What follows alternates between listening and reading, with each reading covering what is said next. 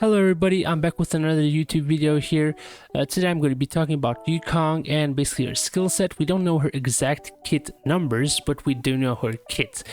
So I'm going to be talking about is she good and just like that, giving my own opinion about her. This is not fact, just my own opinion. She's going to be launching on 1.2 for free, but we're going to get her in 1.1 second half with the Lucha banner. Well, we have to summon for her. I'm going to be talking about three parts of her kit: the skill, the talent, as well as the ultimate. Also a bit of what teams and I think who's going to get the most from her. Let's get started right into it with the skill. The skill is probably the most important part of her kit. It's called Emboldening Salvo. It gives 2 stacks of roaring bowstrings, which is a buff. We don't know the exact numbers of her buffs, but it works in a very interesting way. Since there's 2 stacks, it doesn't go for the entire team turn, but only for each character attack. For example, it buffs like Branya, and she does a basic attack, 1 stack is gone. Another character does her basic attack, and the entire buff is gone. So we're gonna have to center her and make her attack, do the buff before your main DPS or main and sub DPS, so they can get the most out of her skill. Now, while this is quite restrictive, I think she's going to get a much bigger buff than, for example, Ting Yun, because of this restrictiveness, so they can balance it out. And that's basically her entire skill. We don't know her numbers, but that's what it can do. Now, the ultimate is called the Diving Testral. I can't say the name very well. We don't know a lot about it, but we do know that it's a single target imaginary nuke, which is very interesting because we don't have a lot of harmony characters. We don't have any of them that actually do DPS or break.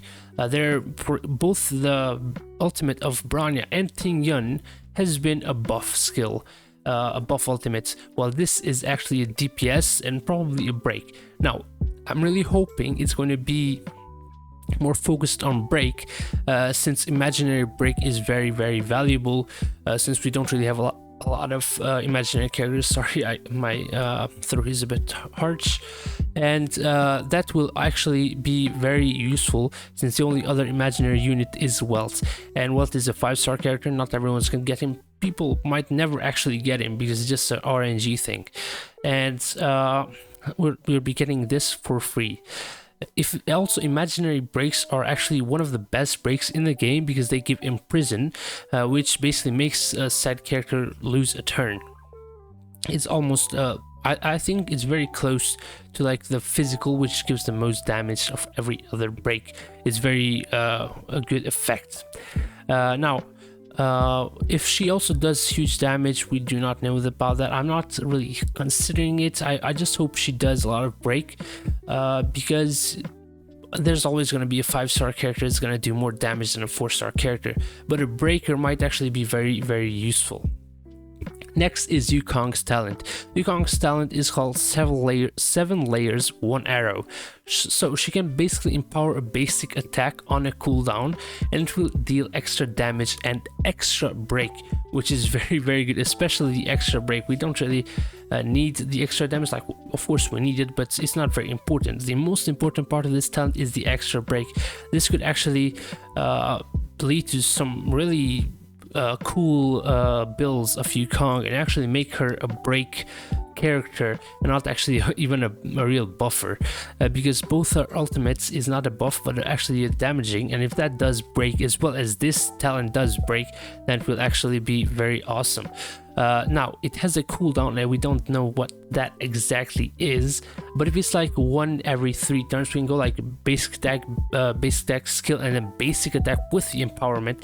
That would actually be pretty good, but we still don't know the exact cooldown of this. If it's 1 time in every battle, that's going to be pretty bad, but hopefully not that. That's the worst case scenario.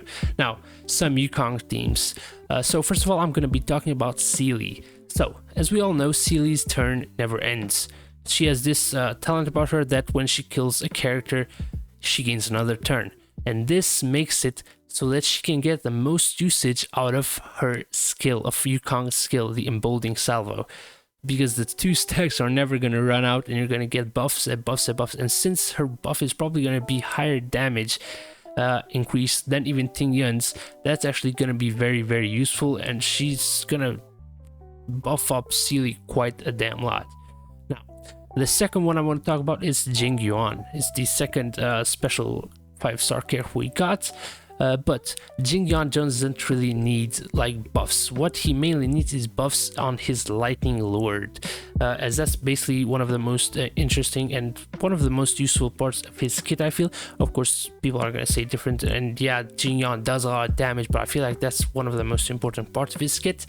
And because Yukong emits buffs on all team members, from what I've heard, this might actually buff even the Lightning Lord if he's on the turn. For example, Yukong does a buff, and right after Yukong is the Lightning Lord's turn, and that might actually buff the Lightning Lord, and that would lead to some crazy damage from Jing Yuan and the Lightning Lord. So I feel like if that works, she's gonna be one of the best parts in a Jing Yuan team. It's definitely gonna become something very viable for a Jing Yuan team. Now, that's all I had to say about Yukong. I don't really know her kit numbers and exactly what she is going to do with her kit, but we basically know what she does, as I just explained. Now, how good is she? I feel like she's going to be definitely an amazing character. As we don't know the exact kit's numbers, we don't really know how OP or how good she's going to be, but from this, she's definitely going to be a viable and very useful part of any account of anyone, because especially if they don't have Wealth or Luocha that's going to be coming out as an imaginary unit. But considering Luocha is going to be a healer, we don't really know if he's going to be a good breaker. So, and she looks like going to be a breaker, and that's going to be very useful. So yeah, I definitely recommend building her, even from this point of view. If you don't get Luocha or Wealth, she's a must build, especially for that imaginary element. And that's basically all for this video, guys. Thank you, until next time. See ya.